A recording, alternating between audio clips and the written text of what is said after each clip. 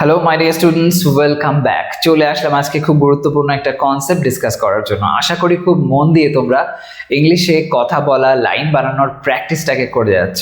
এইটাকেই আরও বেটার করার জন্য আজকে একটা বিশেষ স্ট্রাকচার নিয়ে আলোচনা করব, সেটা হচ্ছে হ্যাভ টু হ্যাভ।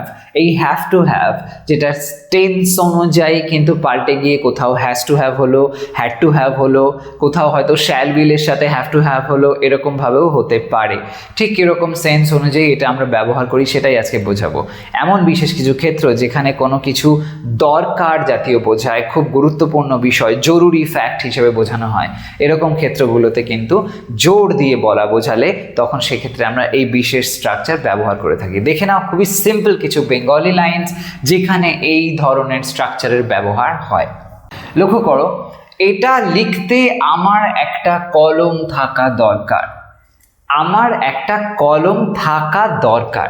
এই যে বলা হয়েছে থাকা দরকার, এরকম ধরনের কথা যখন আমরা কোনো বাক্যে বা সেন্টেন্সে ব্যবহার করি তখন সেক্ষেত্রে আমরা এই হ্যাভ টু হ্যাভ এর ব্যবহার করে থাকি। এখন কথা হলো, শুধু হ্যাভ টু হ্যাভই নয়, হ্যাজ টু হ্যাভও ব্যবহার করতে পারি।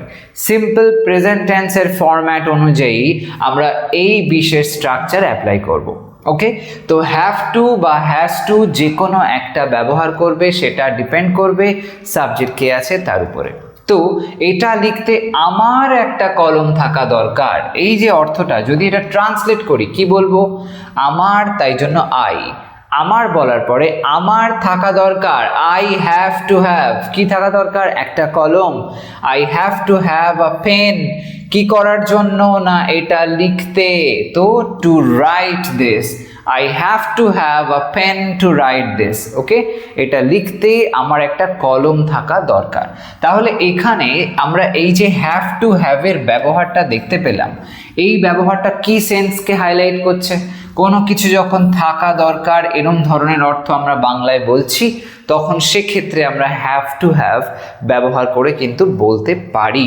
বা এরকম অর্থও যদি বোঝাও এটা থাকা আবশ্যক এরকম সেন্সে, তখন সেক্ষেত্রে জোর দিয়ে বোঝালে হ্যাভ টু হ্যাভ করে বলতে পারো। পরেরটা, কাজটা শেষ করতে আমাদের যথেষ্ট সময় থাকা দরকার। যথেষ্ট সময় থাকা দরকার, নাই তো কাজটা শেষ করা সম্ভব নয়।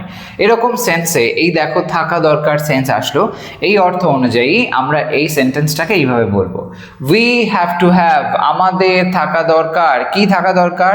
যথেষ্ট সময়, এনাফ টাইম। কিসের জন্য?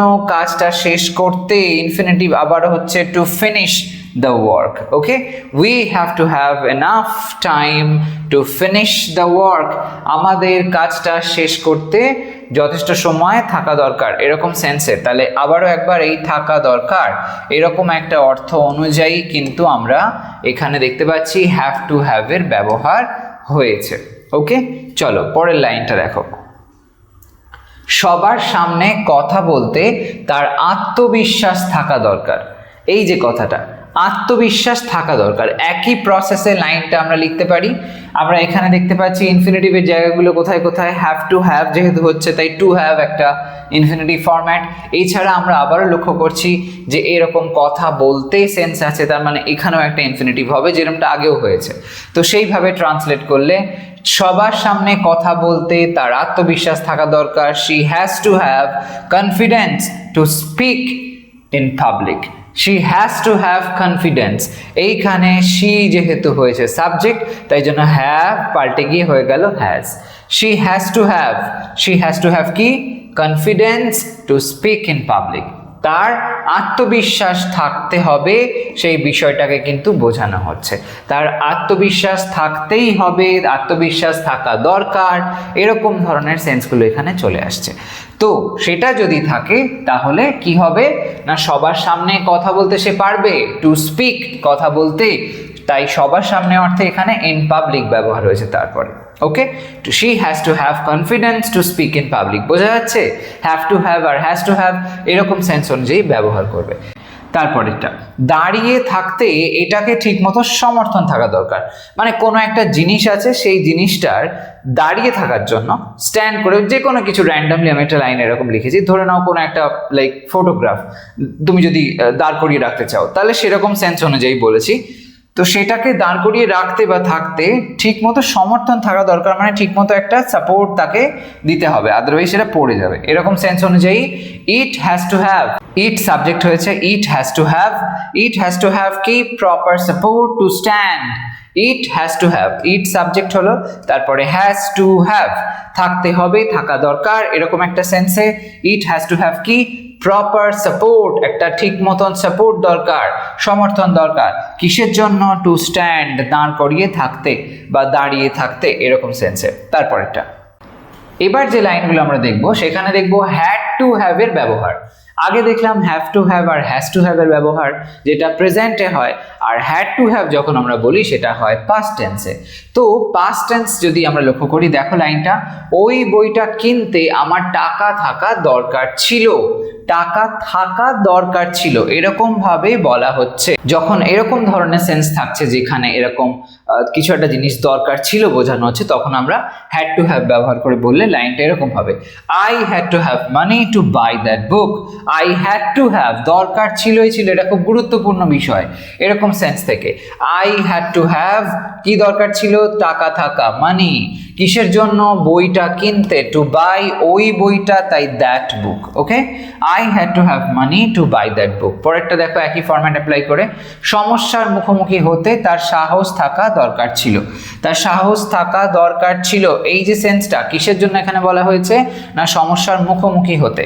তো এই সেন্সে যদি আমরা এই সেন্টেন্সটাকে ট্রান্সলেট করি, she had to have courage, she had to have, তার থাকা দরকার ছিল কি? না কারেজ, সাহস থাকা দরকার ছিল, কিসের জন্য? মুখোমুখি হওয়ার জন্য, টু ফেস, উনি কি মুখোমুখি হবে? কিসের মুখোমুখি হবে? দ্য প্রবলেম, সমস্যা। She had to have courage to face the problem. তাহলে এখানেও দেখতে পেলাম হ্যাড টু হ্যাভ এর ব্যবহার হলো, অতীতকাল বোঝাচ্ছে সেই জন্য। এরকম আরো এক্সাম্পল দেখো, বিল্ডিং এ ঢুকতে তাদের অনুমতি থাকা দরকার ছিল, তাদের অনুমতি থাকা দরকার ছিল বলা হয়েছে, অতীতকালে বলা হচ্ছে, অনুমতিটা বিশেষভাবে দরকার ছিল, সেই সেন্সে they had to have permission to enter the building, they had to have, তাদের দরকার ছিল, they had to have permission, অনুমতি থাকা দরকার ছিল, কিসের জন্য? ওই বিল্ডিং এ ঢুকতে, টু এন্টার, ইনফিনিটিভ হলো দ্য বিল্ডিং, বিল্ডিং এ প্রবেশ করতে।